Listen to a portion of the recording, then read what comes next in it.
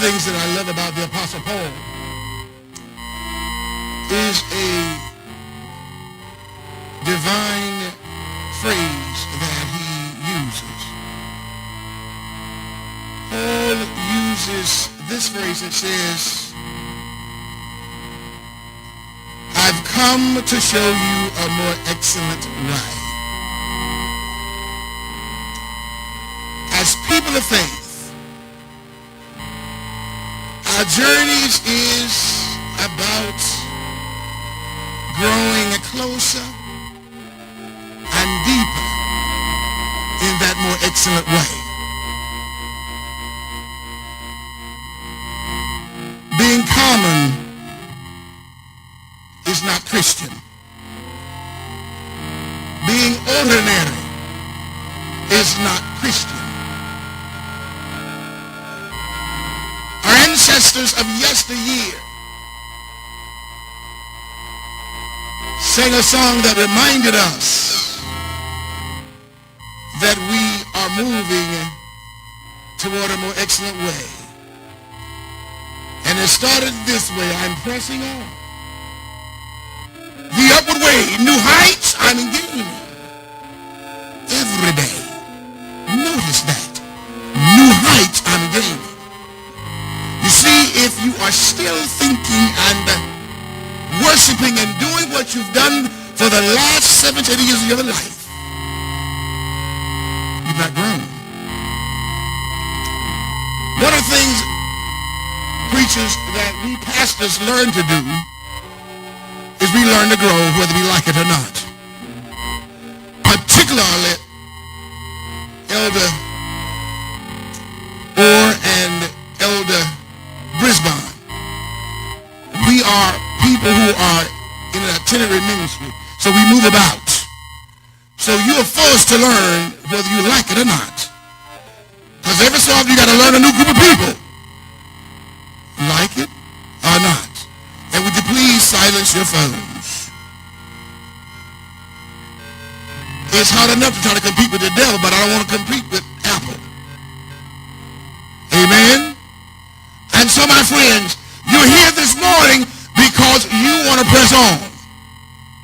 You're here this morning because you want to grow. You're here this morning because you want to know more and do more. Not for self, but for Christ. Because only what you do for Christ will last. You see, these things that we enclose this morning, this thing called a mortal body. And I know you think you're hot looking. Well, and if you don't, nobody else might.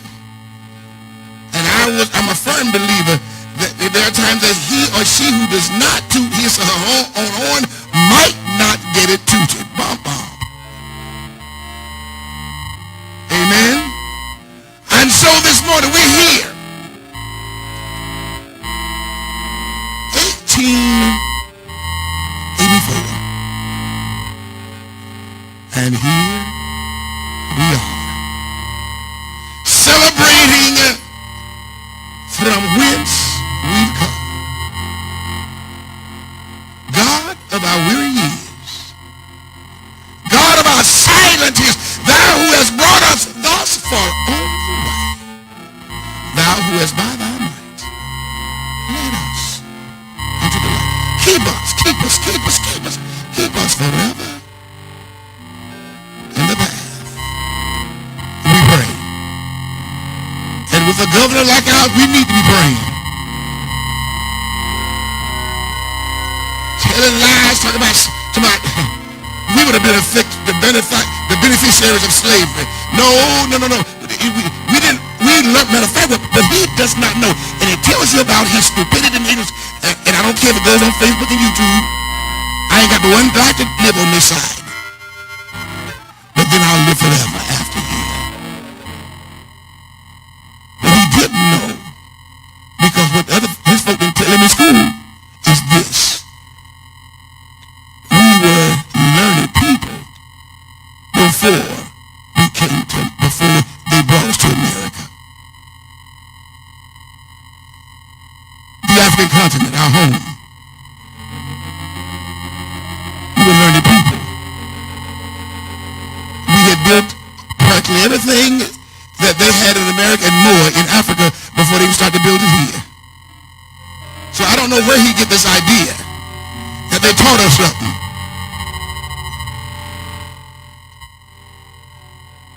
And I'm saying to my friends, it's time for us to make another march to the Capitol building. And we need to do it and do it clandestine. So when we go there, that he doesn't know when he's coming. Because the last time we went there, that Roscoe wasn't even in the office. Before we got to start cutting up. And if you don't vote, you need to vote. Otherwise, shut up. Excuse me, English. I don't need loudmouth folk talking about it. If you don't vote in the same time, I'm going to start Googling your voting records.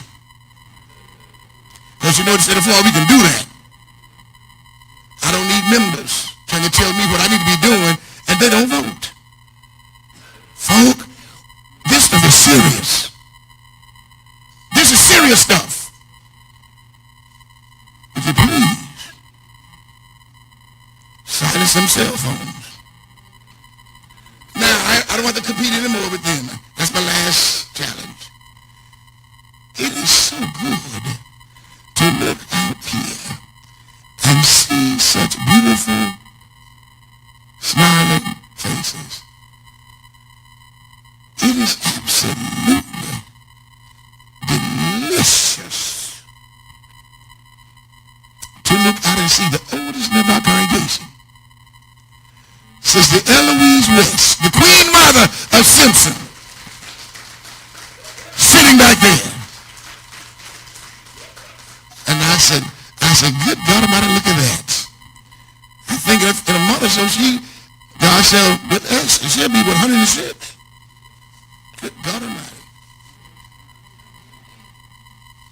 Well,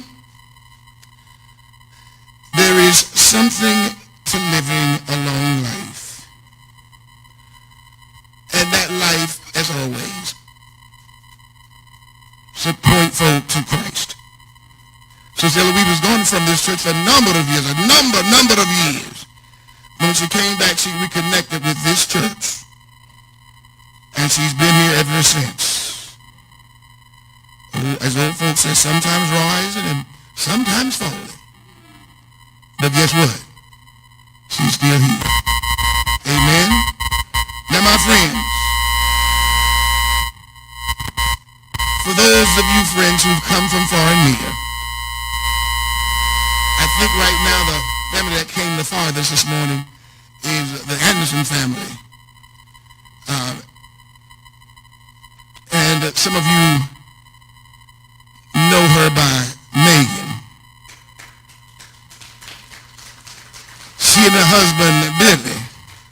But understand, she's grown now. And she's got children that's almost grown now. And so she's Sister Megan now. She's no longer the child that you used to know. Unbeknownst to many, we do grow up. So to the Anderson family,